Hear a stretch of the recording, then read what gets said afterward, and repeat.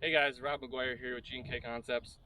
We put out some information this spring about the insect pressure we're seeing, which continues to be high, but we want to take a little bit of time here to talk about Alfalfa Weevil, which is something we have not said anything about yet. This is a field of alfalfa that was sprayed yesterday, so I'm not going to find any Alfalfa Weevil out here. But what I will find is the feeding. So you can see a lot of this alfalfa is chewed up. So right now, since there is no Alfalfa Weevils out here to show, this is what would remain. You know, you're looking at just feeding. They're defoliating is what they'll be doing. Because we're probably just a couple weeks from harvesting this. If you're finding 1.5 or less, then a harvest or a cutting will be all you need to do. If you're finding 2 or more than that, you may actually want to go out and apply an insecticide before that cutting, because what will happen potentially there is the cutting won't be enough, and you will see some of those pop back up potentially in your second cutting even. So if you are going to do the cutting, we recommend doing that cutting as soon as possible, doing it earlier certainly than later. So be on the outlook for Alfalfa Weevil. Another insect that we're closely monitoring this spring is black cutworms. We are a trapping center for Purdue, and as a result of that, we're able to take a good look at throughout the whole spring what type of moth counts we're getting. Typically in an average year we're getting under 10 in a week's time. This year we've had all the way up to 68, so quite a few. Cutworms are typically thought of as a pest to corn, which is definitely true, but they can attack beans and wheat as well.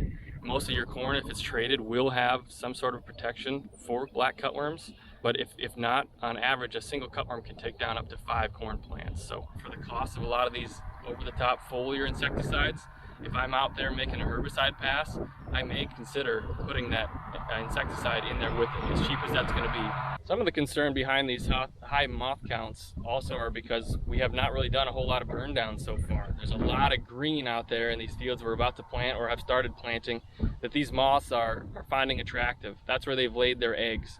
So the most at-risk person is probably somebody who's planting green or planting into a weed mess that they have not burned down yet. Armyworm counts are high, just like the black cutworms are.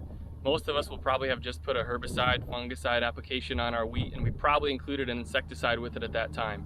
So we're doing well there. If you did not include an insecticide, we probably are going to recommend you do that at your heading application. And we're also probably going to want to be monitoring to some extent, because like I said, cutworms can be a pest to wheat as well. So we're just going to need to spend a little extra time taking a look at some of these crops this spring until we get through this batch. We just wanted to spend a few minutes talking to you guys about what we're seeing. As always, we want to keep you updated. If you have more questions, give any one of us a call. Let's turn it over to Neil to take a look at what he's doing this week. Hey, thanks Rob. We're doing some test plot work. We got in some trials of Sulfur Plus. We always talk about the importance of sulfur. I know we drive that point home all the time, but Sulfur Plus is a newer product. It's just pelletized gypsum, but it's got a really nice prill. It spreads real even. It's more like what fertilizer looks like. So this Sulfur Plus has boron and zinc. They sent us some test mini bulks, so we emptied those into this spreader today. We picked out 3 different fields, and we got 3 different plots laid out. Rob has helped me lay them out. We spread 2 rounds on the first field. We have a second field with a 1-round plot in it. And then the third field, we're gonna go ahead and just start at one end and work our way across until we run the buggy out of the Sulfur Plus, and then we'll be done. So that's what I'm doing today. Come harvest time, we'll have a little bit more data on how well the Sulfur Plus did, and we'd be glad to share that with you guys when we get those results in. Well, thanks so much for checking out our agronomy update for this week. We'll see you in the next one.